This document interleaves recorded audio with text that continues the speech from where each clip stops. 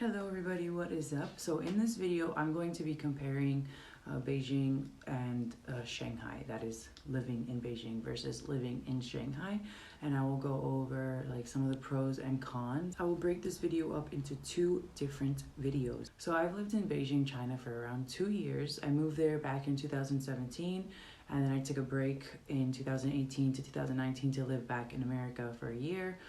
And so I was there like 2017 in March till July of 2018, and then I moved back to America in August 2018 to August 2019, and then I moved back to Beijing from August 2019 to August 2020, and I was planning to go back to America. However, that didn't work out because I bought a cat in Beijing, and unfortunately the regulations and I was planning to go back to America. However, that didn't work out because I bought a cat in Beijing. The regulations on bringing animals back to America is very, very strict, so I did not have the correct paperwork, and they did not, in Shanghai did not see her vaccine, her rabies vaccine in Beijing as valid. So they said you have to get it here in Shanghai if she's leaving to America from Shanghai. So long story short, I ended up moving to Shanghai because of all of the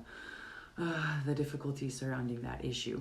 So yeah, it was very easy to find a job in Shanghai. I got a job probably the second day I decided to move here. So I basically said, if I can find a job within my description of what I wanted or within my standards, I will stay. And I did find a job, and it took me 1 day. So I had maybe 3 or 4 interviews lined up, and bam, I got one of the jobs that I wanted. So it's a training school. I absolutely love it. It's a really good school, and they're very trustworthy. Their name is Elite Pal. Okay, so now let's get into it. No more chit chat. We're gonna start with transportation in Beijing versus transportation in China, in Shanghai. They're both in China. Okay, anyway, transportation in Beijing, I found it to be a little bit easier because it's just easier to navigate their subway system and all of the buses and everything, as opposed to Shanghai. I'll tell you the story in a while. So in Shanghai, there's one subway stop. It's the most populated one. I think it's West Nanjing Road or East Nanjing Road. I get them confused. And it has maybe 3 or 4 different subway lines that connect there. They all stop there. So it doesn't tell you that if you're on line 12, which is the line that I'm used to going on because it's closest to my house, and you're going to line 2, you have to completely leave that subway and walk for about 10 to 15 minutes to get to the next subway. Whereas on the map, it says they're connected. So you think if you're back in Beijing, or if you're used to being like in another subway system, that, oh, you just have to walk to transfer to the next line. No, you have to leave, put your ticket in, and actually leave and pay again. So very confusing. Anyways, that's one. I prefer Beijing in that sense, whereas Shanghai, I wish it was just a little clearer for them to explain that you actually have to leave, and that's it. But anyway, so actually, if we're going to compare both of the cities, I think both of them have a very good transportation system. It's very easy to get from one side of either city and go to the other side of the city. I think that's most cities in China, especially the huge hubs like Beijing and Shanghai. Okay, now let's get into restaurants. So I do like several restaurants in Beijing, such as QMX and some other little like pop-up restaurants that you only have in Beijing. And Shanghai, I have not found those restaurants. However, Shanghai has a lot more variety when it comes to international cuisine. So whatever you are craving that day, you can find several restaurants to meet your cravings. So when it comes to Shanghai, I think Shanghai is definitely the top for different international food restaurants. Amazing. And they have a lot of restaurants with Michelin stars. Beijing only has a few restaurants that have been given Michelin stars. I'm not sure the number, but I know Shanghai's number is ridiculous. Let's get into like visa regulations and just living in the city. So when I was living in Beijing, you have to register, like any city in China, you do have to register within 24 hours of landing in China. Now, or you can get fined minimum $500. That's a big thing in all of the Chinese cities. Now in China, the police would actually look for you in Beijing. They would look for you in your wherever you live to make sure if it's that day, they will call you, they will knock on your door, they will make sure you go in and register. It took about 2 hours. In Shanghai, however, that is not the case. You go in one time, as long as you don't leave China, you register your address, they don't bother you. They give you a slip that's good for, I think, the whole year, or as long as you don't leave.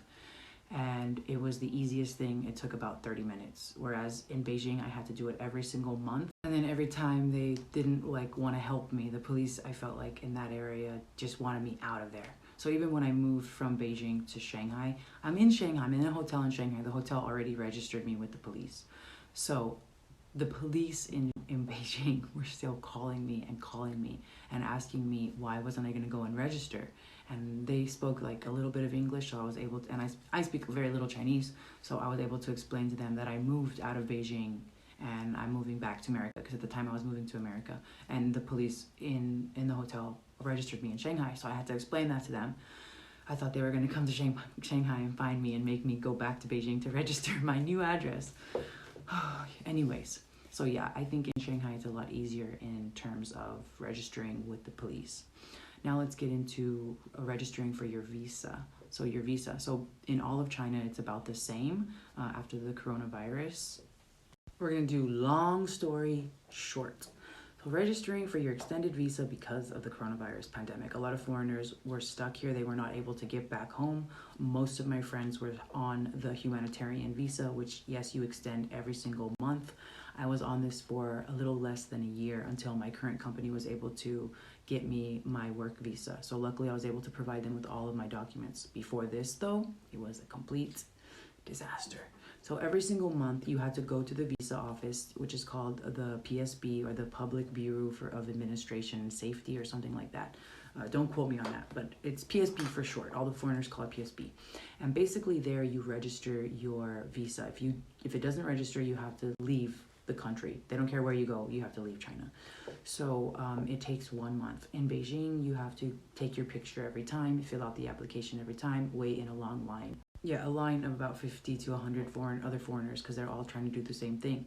And each time you have to pay for your picture, and each time you have to pay around, I think it was 900 RMB, around 1,000 RMB, 900 to 1,000 RMB, which is 150 USD per month. So it is rather expensive.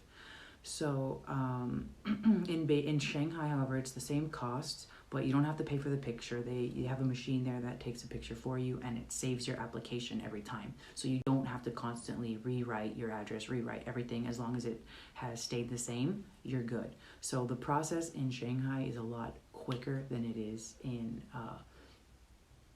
I'm looking at my cat because she's sunbathing herself. You don't have to constantly rewrite your address, rewrite everything. As long as it has stayed the same, you're good. So the process in Shanghai is a lot quicker than it is in I'm looking at my cat because she's sunbathing herself. She's sunbathing and bathing herself. I'll show you right now.